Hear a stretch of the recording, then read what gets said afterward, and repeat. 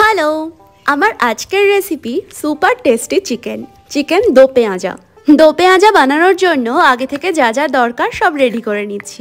এখানে আমি 3খানা পেঁয়াজ নিয়ে এগুলোকে কিউব করে কেটে নিয়েছি। এরপর কিউবের উপরের দিকের লেয়ারগুলো ছাড়িয়ে নিয়ে আলাদা করে রাখবো। দো পেঁয়াজার নাম শুনেই বোঝা যাচ্ছে এখানে দুবার পেঁয়াজ পড়বে। একবারের বন্দোবস্ত হয়ে গেল, বাকি যে কুচিগুলো ছিল সেগুলোকে একদম ছোট ছোট করে কেটে নেব। আমি এখানে 4টে টমেটো কিউব করে কেটে নিয়েছি। এবার এর মধ্যে থেকে অর্ধেক টমেটো মিক্সিং জারে দিয়ে 1 চামচ চিনি দিয়ে ঘুরিয়ে নিলাম। তৈরি হয়ে গেল টমেটো পিউরি। এটা রান্নাতে কাজে লাগবে। 600 গ্রাম চিকেনকে এবার ম্যারিনেটে বসাবো। এর জন্য দিয়ে দিচ্ছি আধা চামচ করে নুন আর কাশ্মীরি লঙ্কার গুঁড়ো। সঙ্গে শুধু পড়বে 1 চামচ আদা রসুন বাটা। আমি এখানে 15 কোয়া রসুন আর আধ ইঞ্চির একটা আদার টুকরোকে বেটে নিয়েছি। উপর থেকে একটা বড় লেবুর অর্ধেকের রস চিপে দিয়ে দিলাম আর তারপর ভালো করে মেখে এটাকে আধা ঘন্টা থেকে 1 ঘন্টা রেখে দেব। এই ফাঁকে মশলা মিক্সটাও বানিয়ে রাখছি।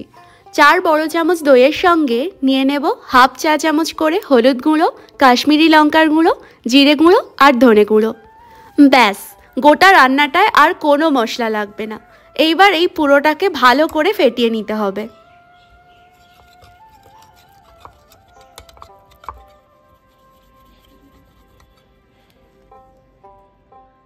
চারটে কাঁচা লঙ্কাকে মাঝখান থেকে চিড়ে রেখেছি।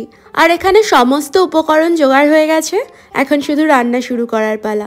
তো দো পেঁয়াজা বানাতে লাগবে আদা রসুনের বাকি পেস্টটুকু, 2 রকম করে কাটা পেঁয়াজ, টমেটো পিউরি আর টমেটো কিউব আর দই দিয়ে মশলা মিক্স।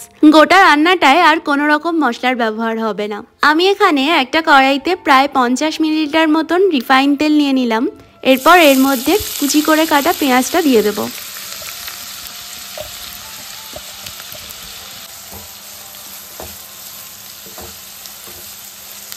প্রায় 2 মিনিট কম আঁচে ভেজে নিয়ে তারপর এর মধ্যে পড়বে আদা রসুনের পেস্ট।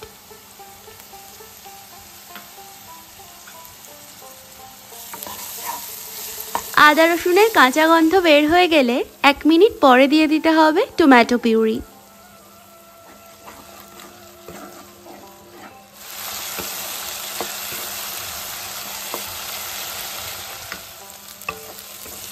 কম আঁচে কষিয়ে যখন এইভাবে তেলটা বেরিয়ে আসবে ঠিক তখনই অ্যাড করে দাও চিকেনটা।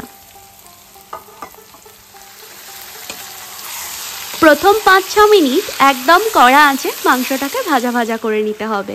তারপর এর মধ্যে দিয়ে দেব দই দিয়ে মশলার মিক্সটা। 4টে চেরা কাঁচা লঙ্কাও এখন দিয়ে দিলাম। যে যেমন ঝাল খায় সেরকম অনুযায়ী লঙ্কার পরিমাণ বাড়াতে বা কমাতে পারে। তবে এর চেয়েও কম ঝাল খেলে সেটা একদম রুগীর পথ্য দো পেঁয়াজা হয়ে যাবে। কিন্তু তা চিকেনটাকে ভালো করে দই মশলার সাথে মিশিয়ে নিয়ে 1.5 কাপ জল অ্যাড করে দিলাম।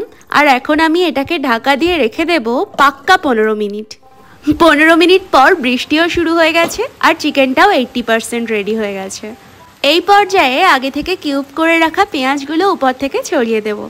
তারপর আবার নেড়েচেড়ে মিশিয়ে নিয়ে ঢাকা দিয়ে রেখে দেব অন্তত 5 থেকে 7 মিনিট। এই পুরো সময়টাই গ্যাসের ফ্লেম মিডিয়াম টু লোতে থাকবে। 5 মিনিট পর ঢাকনা খুলে এবার টমেটো কিউবগুলো অ্যাড করে দিতে হবে। এদিকে বৃষ্টির সঙ্গে সঙ্গে ঘন মেঘে চারিদিক অন্ধকার হয়ে এসেছে। অগত্যা লাইট জ্বালানো ছাড়া উপায় নেই। হাই ফ্লেমে টমেটোটাকে গলতে দিয়ে এখানে গ্রেভির জন্য দিয়ে দেব স্বাদ মতো নুন আর কসৌরি মেথি। এমনিতেই গ্রেভি থেকে একটা দারুণ আনকমন সুবাস বেরিয়ে চারিদিক মাতাল করে দিচ্ছে। তার মধ্যে এই কসৌরি মেথি এটার স্বাদ আরও দ্বিগুণ করে দেবে। নেড়েচেড়ে নিয়ে আরও 3-4 মিনিট রাখার পর গ্যাসের ফ্লেম অফ করে দেব। আমি দো পেঁয়াজার গ্রেভিটা ঠিক এরকম রাখতেই পছন্দ করি যাতে রাইস দিয়েও খেতে কোনো প্রবলেম না হয়। যেহেতু গরম মশলার উগ্র গন্ধ নেই তাই আমি কোথাও বেড়াতে গেলেই দূরপাল্লায় বা গাড়িতে খাওয়ার জন্য এই ডিশটাই ক্যারি করি।